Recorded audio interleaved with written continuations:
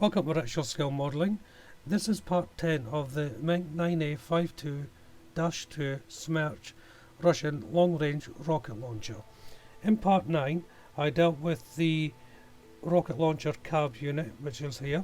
If you remember, I put in the seats in the control panels, then at the back the fire extinguishers and all the workings there. Also, you remember, I had a little bit of difficulty putting this in, but I've just taken it off the clamp and it's nicely fitted now without any problem, but I didn't need that heavy clamp just to get it fitted. Here was the pipe that I originally had as the aerial, so that's the new aerial in there, and that's the pipe that was here is onto there now. Now, if you remember, there should have been this going along here and like that, but I couldn't get it to fit. I mean, there's about a 1 millimeter gap from there to there that for this to fit into, and it's just too thick for it to fit into there. Now you can either cut this down and half it so it will fit, but once the other components go on, I'll sit around about that level, you won't see it, so there's no point. So the next part of the build, it'll be the air filter assembly, so let's get on with that.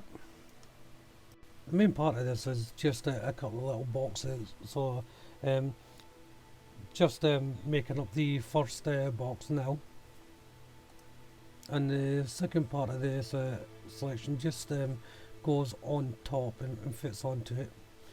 Don't worry so much if you can't get this straight, you should do, but it hides into another part. The top goes on, these are where the bottom actually goes on there, and that got the location pins on it. And the next part is the housing for the air filter. So that again, it's just a simple straightforward box construction, and then once the two parts are made up, they just fit inside each other. Now just make sure that you've got it the right way around though. At the back of it there's a little recess point where the hose fits into it, which is later on down the build, so you want to make sure that's it facing backwards. And the next part to make up here is I think it's an extra fuel tank by the design of it, and like the boxes, it's a simple construction. You have to prepare the bottom plate now, and there's two little hinges that go on this part. Easy enough to do, just very small parts, so be careful, but the recess points are quite easy to locate and deal with. And once you put the hinges on, there's a photo etch part that goes on, and these are two little brackets at either end, which you shouldn't have much difficulty bending to fit on, and the plate just sits on four little hinges, two on each end there, and it just fits in. Then once it's all dry, it's time to put in the little boxes you made up. So this is the extra fuel can going in first, then the actual air infiltration, air filter even, assembly. Now I should have painted these beforehand, but I thought I would get away with just putting them all on and painting them once the whole unit was assembled. That was a little bit of a mistake because it was difficult to get my brush in between the fuel tank and the air filter, you know, but I did manage it, but it was just made life a little bit more difficult for myself. Now there's another couple of boxes to be made up. There's not much to say about these boxes really. They're just like the air filter and that. Simple constructions, nothing that should bother anyone.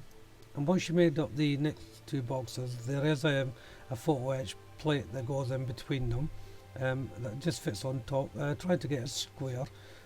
Be careful, because obviously you're attaching it with super glue, and when I put mine in, I put it off centre, really, off square, so it took a little bit of fiddling to get it off and back on again. So it's time for painting, and I'm painting in 362 greyish green by Revel aqua colour. So after the difficulty I had painting the air filter, I went back to the sprue, and on this sprue I pre-painted everything before I carried on with the build. So the main colour again is Revel Aquacolor 362 Greyish Green, and I'm just playing it over. Then I'm moving on to Revel Aquacolor 08 Matte Black, and this is for the underside of certain parts. So this will be the bottom area of the engine cover, I think it is. It's time to fit the guardrail, I think it is, on the front of the unit. Now this is the one I painted in the previous build. The step says I should have fitted it back then, but I thought it was better to fit it now, and worked out okay. There's two location points on the beam running along the bottom. It's quite easy to find. I decided to paint the underside as some of these in XF25 light sea grey. Now you don't really have to do this unless you're having it open.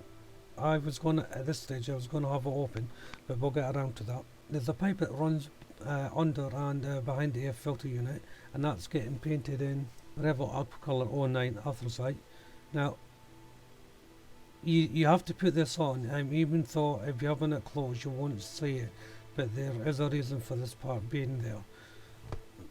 It's up to you whether you want to paint it or not, but I did.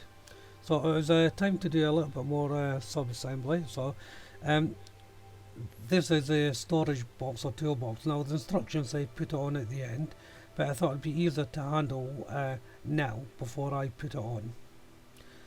Then in goes the pipe. Now again, the instructions say put it on the main unit, but I thought if I attach it to the sub-assembly it'd be easier to place in, and it was. Now there's a couple of little brackets to go on here, on these little hinges, but are easy enough to apply. Joining these two parts, you don't necessarily have to do it here. You can lay both parts onto the front of the model if you wish, but I'd recommend it doing this way because you can have a little bit of pliability and it's always secure.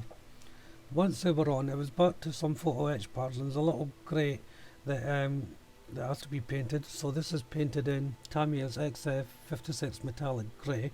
Now this is for a sidewall, this vent, called that grey, but it's a vent, and that goes at the back of the unit. So attaching them, again, it's a fairly simple process. Like with the other part, it's better to assemble them like this. Don't wait until they're completely dry, so you want to have a little bit of movement in them, so when you fit you can mold it into the shape that it's covering. So once it was on and able to move a little bit, it was just time to place the covering on. Now I was planning on having this movable as well, so that I could open it up and have a look at the engine and the battery pack.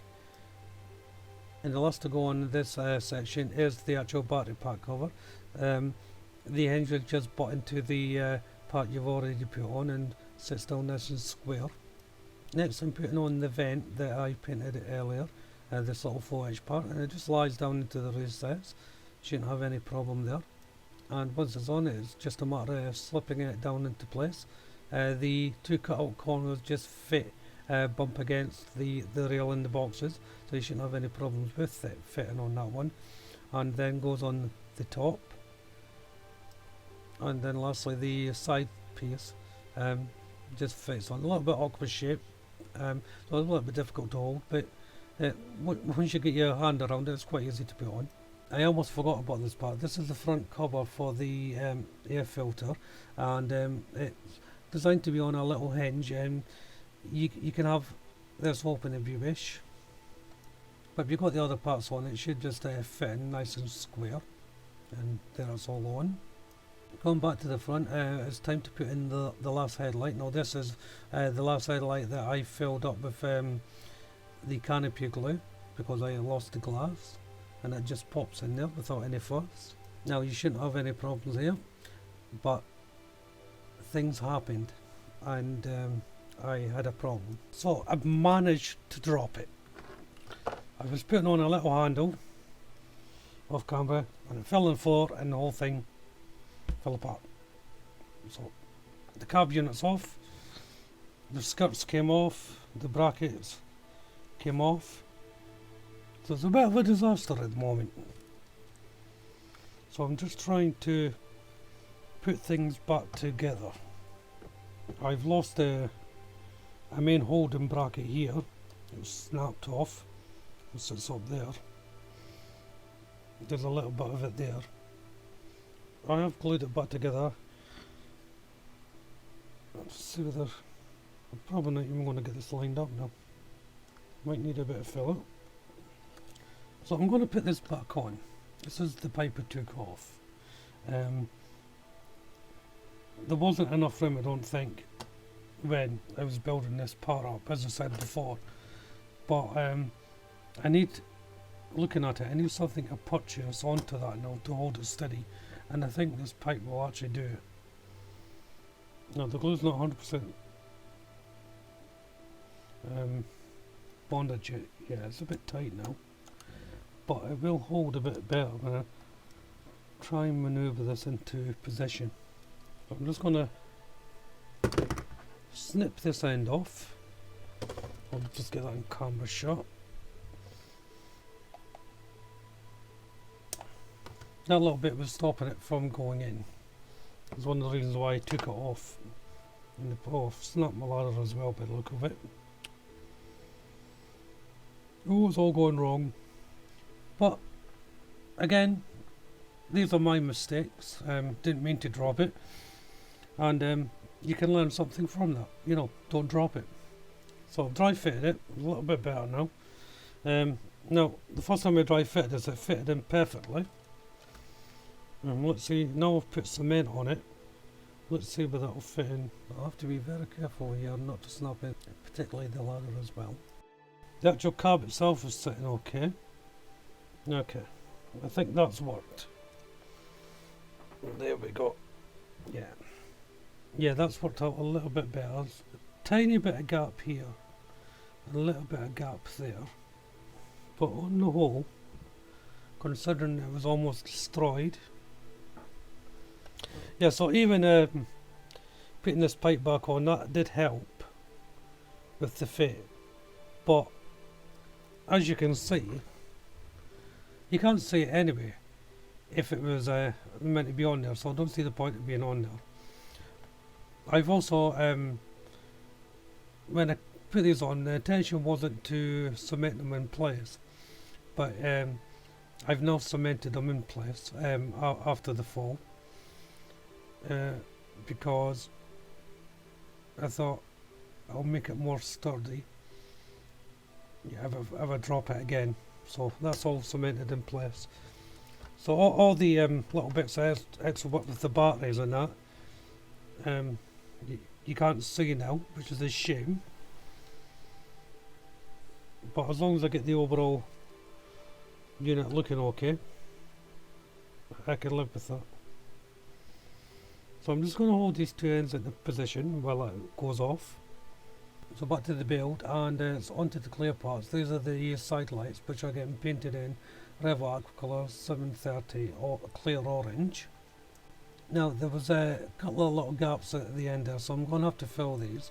So I'm using my own filler, and you may have heard me explain this before, but I'll go through it again. This is melted sprue with melted down with cement. So what I do is I cut down some sprue from scrap, place it in a jar. This particular one is an old Tamiya extra thin cement ball. Place it in, then I use the glue, the cement that comes with the starter kits from Airfix and Revel. Now generally from Airfix, because they come in those little tubes that you get instead of the more modern Revel glue where you have the needle applicator. So I just squeeze the glue into the bottle or over the sprue, seal it up, and I leave it for a few days until it all melts, and then you end up with this gloopy sort of substance here, and then that's pliable and fills in the gaps, but it also acts as a bonding agent as well, and it will dry okay. And sort of the colour depends on what sort of sprue you're putting in, what colour of sprue really, but it behaves exactly like your plastic, so it's easy to sand down and mould. It's a very good way and cheap way to make your own filler. And once you apply it, if you've applied a little too much, just take a dampened piece of tissue and wipe off any excess before it sets, and it should come away without any drama. So just wipe it down, and that will minimise the amount of sanding you would have to do. The next part to go on is a couple of spare ladders. These two get linked together, and they link in a specific way. If you look at the brackets on each end of the ladder, you can see them linking in. Then it's time to put in a couple of handles. I'm being very careful here because this is the ones I was trying to put in before I dropped the thing. Basically I had it over the bench, and I moved and caught it and it fell on the floor and smashed it up. So just be careful, pay attention to what you're doing. You don't want to do what I did. Next to the little orange lights that I painted, they go into a little recess on the side of the cab unit there. They're very small and fiddly. If you can't do it, just paint the recess orange and then put in a bit of canopy glue, and that will act as the light. Now the filler's dry, so it's just a little paint touch up. And it's back to the ladders, and these just hook onto the two brackets at the front of the radiator grille. Turning my attention now to the wing mirrors. Now I'm just painting these in Revit Aqua 362 Greyish Green, the main colour again. Now I'm not going to be putting these on until the very end, but I'm just prepping them and ready to put them on down the line. Now you can either paint the actual mirror surface silver, or within the kit there is a little silver foil that goes over the top, and it's on a transparent sheet. So what I did was I laid the sheet down, used a cocktail stick and pressed it in firmly, and then gently pulled the film away so that the silver back was left on the actual model. There's a better way to do it than taking it all off and then trying to fit it. That way you've got more control if you need to manoeuvre it into position, or take it all back off entirely. I'm going to bring this part to a close now, part 10. In part 11 I'll be dealing with the actual rockets and delivery system. Hopefully I can get all that done in one go. I was planning on doing it in part of this video as well, but unfortunately with the little mishap, let's say, I'm not going to be able to fit it in, and I ran out of time having to repair what I'd already done. Yeah. Also, I noticed as well that the front wheels have gone out of alignment. They are not level with the other wheels, so I'm going to see if I can sort that out. Don't know whether it's possible or not because I've fairly embedded into it, but I'll have a look. So if you have time, check out the other videos within this build. You can see all how it's gone so far, or indeed check out the videos on my channel to see all my builds. Throw me a like if you've enjoyed what you've seen, or subscribe to the channel. But for now, thank you all very much for watching. Bye bye.